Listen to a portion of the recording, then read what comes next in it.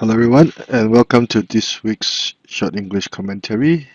This game was played in 1996. Red is the legendary Grandmaster Hu Ronghua.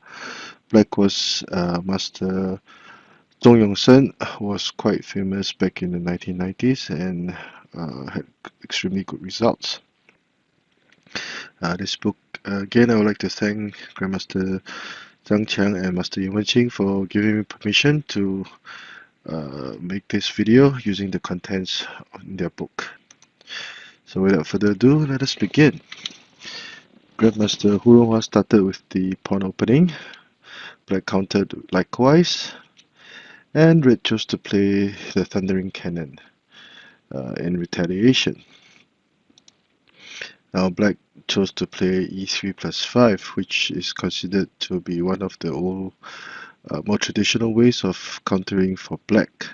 Nowadays, c8 equals to 5 or even c2 equals to 5 is played, as Black will counter very aggressively with a central cannon. And since Red had already played c2 equals to 3, he would not be able to adopt the screenhouse defense, and his center would be weak.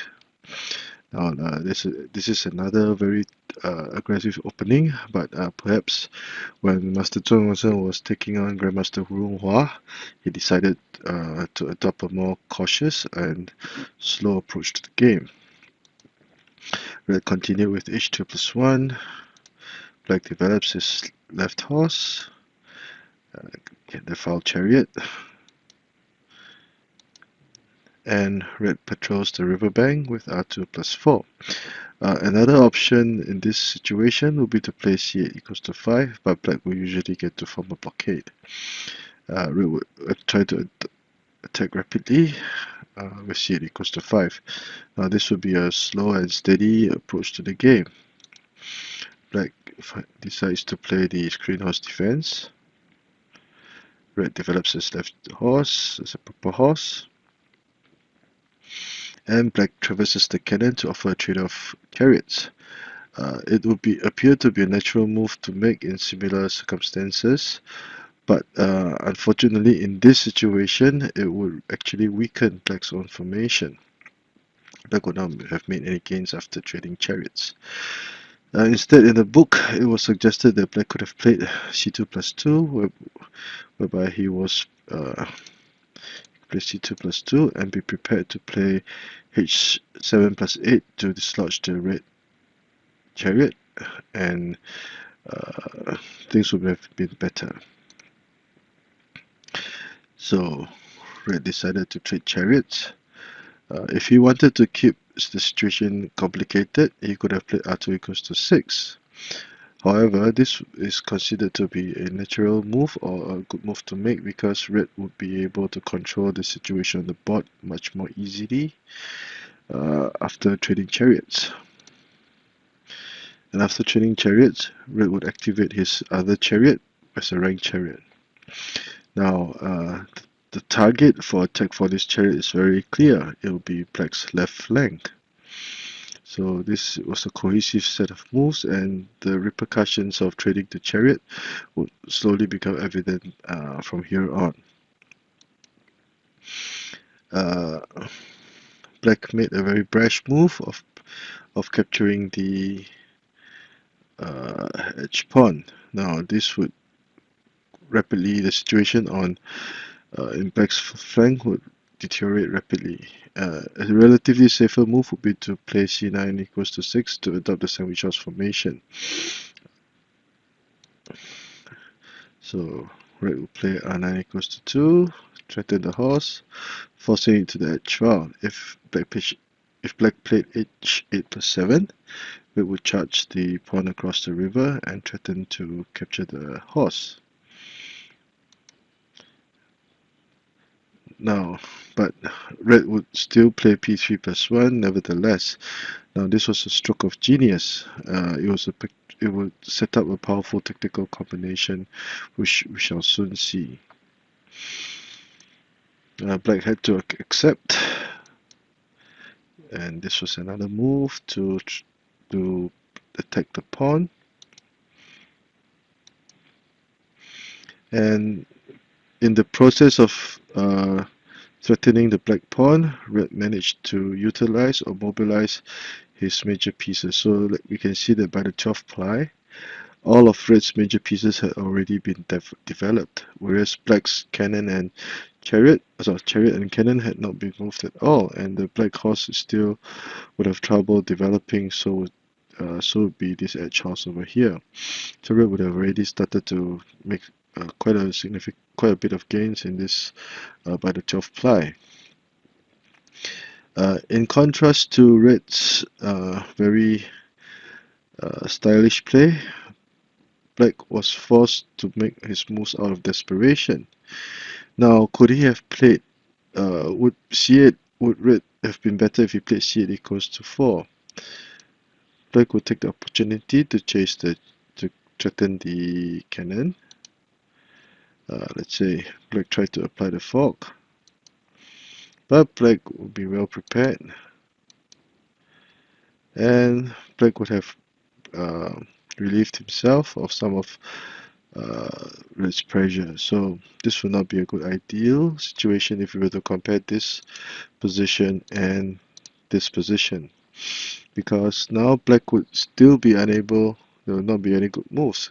Black horse cannot advance, and the pawn would have no good place to go. And black tried to keep his hopes alive by pushing the pawn forward. Unfortunately, by this time, this was the 12th ply, the black had already used up 1, 2, 3, 4 moves just to move a pawn across the river. So, red will continue his onslaught, and black tried to salvage this situation by threatening the elephant and hopefully weakening red's formation, and even offering a trade of material. There were two other variations that were discussed. One was h9 plus 7, whereby black tried desperately to move his horse to attack. But if he did, red can counter with r2 plus 2. If p6 plus 1 were played, red will apply a fork and still eliminate the pawn, which would have made 1, 2, 3, 4, 5 moves. So once this pawn is caught, the 5 moves that black had used to make this move would now be eradicated. So that was why black tried to hope to trade his cannon for red's horse, so to keep this pawn alive and still make it a viable piece. After all, he had pinned all hopes on this pawn.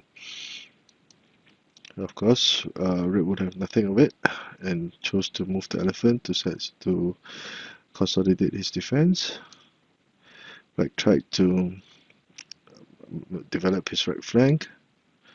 Again, black chose to play c8 minus 1.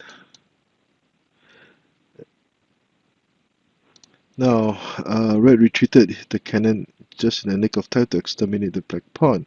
The rhythm for his attack was simply brilliant. Now, at this point in time, if black chose to play p6 plus 1, red would gladly trade material. And because black had already developed his chariot as a ranked chariot, red would traverse the chariot again back to this flank and attack the black cannon and horse in the same file, in the same area. Now black would be faced with the predicament of probably losing material.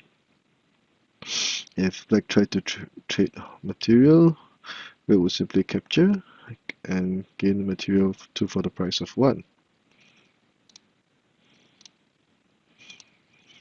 It trades material and is not in a hurry to exterminate the black pawn. Instead, red tries to gain material with this move. Black tries to offer a trade of material. Red would have none of it and continue to attack. Now this was a very nice move. Black cannot play c6 r6 plus 1, because the horse will now have covered this intersection, and black will still face the predicament of losing material. Now, black tried to offer a sacrifice, try to salvage this situation with this move, but red was simply too many steps ahead. Instead, he played c8 plus 3, because after exterminating the black horse, he could also capture the central pawn. Now, but we must also praise black for his tenacity and grit in this otherwise adverse situation. Now, this move was a little bit as part of a strategy, hoping that red would capture and gain trade material, or even move the pawn, etc. Now, red would have none of it, and he chose to advance his cannon into black's territory, demonstrating a very keen sense of the overall situation. Now, h2 plus 3 to capture or trade material would need to be a good idea. Let us see what black would have in store. Black would sacrifice material, but in the process of chasing the red cannon, black would gain some tempo, and the presence of the pawn would still be a significant threat. And although black would be one piece down, he could still put up a good fight. So that is why h2 plus 3 is not a good idea. Neither would capturing the elephant be a good idea too, because black would simply play a6 plus 5, and in this situation the cannon cannot move to the edge corner. It's guarded by the horse, and it would not be a good idea or simply useless if c3 equals to 2 were played. So red would be placed in a predicament instead, and not knowing what to do. So that was why red attacked very brilliantly with c8 plus 3. Now p3 plus 1, a trade of material, offering another trade of material. But red refused to gain material again. Instead, he chose to tighten his grip on the situation, and he tried to apply pressure on the entire board. Now, this was a very brilliant move, which caught me by surprise when I was seeing this. When I first saw this game. Now, this red simply refused to gain material, and chose to attack. Now, black was forced to defend. Finally, red will capture the elephant, delivering a check. And again, instead of gaining material, red chose to apply more pressure. Black will try to sacrifice his elephant, and red played c8 equals to 6, c8 equals to 7, to hinder the development of the black horse. And at this point in time, we can see that these 4 red pieces had already crossed the river and was applying a vice-like grip on black's situation. Now, black tried to salvage the situation, hoping to be able to play h3 plus 5. Now, would p9 plus 1 be a better idea? The answer would be no, because red would play c3 equals to 2, and again, black would be prepared to play c2 minus 1 to gain material. It would be inevitable that black would lose very soon.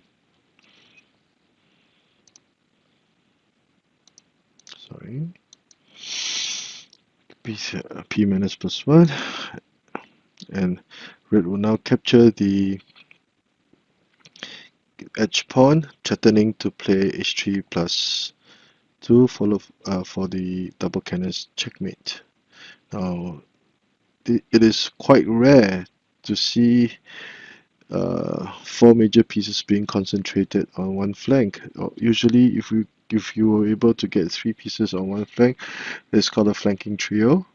The party doing so would already have a huge advantage, and this is an even more deadly combination by concentrating 4 pieces attacking this flank. Black tried to salvage the situation by playing h7 minus 9, but red would now play c3 equals to 2 to prevent to start his final onslaught. Now, seeing that it was hopeless, Black threw in the towel and resigned. Now, this was the last move in the game. I ran the position through my computer program, and this was the following moves for the variation that was given. So in this situation, let's say Black would try to salvage his, or try to save his king with r6 equals to 8, but Red would deliver a check, forcing the advisor to be lowered and threatening to gain material. Red would capture the cannon, a check, Black would lose the cannon, and now all hell will break loose. Black will be forced to play r8 equals to 2 because of a potential discovered check. So if Black tried to make this move, Red would deliver, would simply capture the Chariot for the easy win. He could also deliver a discover check. Checkmate. So Black would be forced to make this move. Again, Red would capture the advisor. The king cannot capture, or this would be a checkmate. And the Black king will be forced to the centroid. And Black will simply play c1 plus 2 to threaten to checkmate. Now, either way, by this time, Red would have an advantage of about 700 or 800 points, and Red was bent on getting more material. So this was the reason why. Black decided to resign so early in the game, because it was simply hopeless. So a quick review of the game. We shall see the game from the eyes of Black. Okay, pawn opening, pawn thundering cannon. Black tried to play it safe. So far, normal development of the material. Black chose the screenhouse defense. Red chose to develop. And this very unassuming move would actually plant the seeds for Black's demise. Red chose to capture the trade chariots, and the other chariot was immediately activated. Another mistake by Black, capturing the pawn. Now this was to make way to play h8 plus 9, but Black's position will go from bad to worse. p3 plus 1, a brilliant move to gain material, to gain tempo. Threatening to gain tempo. The black pawn cannot advance, or h1 plus 3. Black tries to offer a sacrifice, but Red would have none of it. As can be seen, Red played very proactively. Check. Again, Red was not in a hurry to capture the pawn. Instead, he chose to add more pressure on this flank. Now equals to 6. And the last ditch attempt by Black to save himself. Red continued piling pressure, and even more pressure with this move. This was another very brilliant move by the Grandmaster. Protecting the horse. Check. Again, instead of gaining material or trading material, Red chose to apply even more pressure.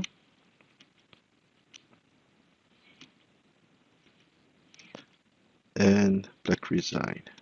I hope you've enjoyed the videos that I've been making. If you like this one, please give this video a like and subscribe to my channel. Thank you.